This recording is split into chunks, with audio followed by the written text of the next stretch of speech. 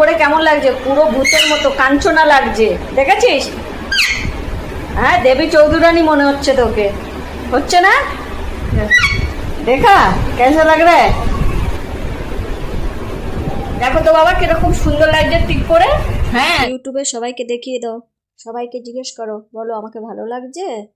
আয়নার মধ্যে দেখেছো ভালো করে টিপ পরে কত সুন্দর লাগছে? সুন্দর লাগছে তো। দেখ কেমন লাগছে? হ্যাঁ হ্যাঁ, কেমন সুন্দর লাগছে, দেখো না মাথার মধ্যে টিপ পড়েছো। হ্যাঁ হ্যাঁ, থ্যাংক ইউ বেবি। হ্যাঁ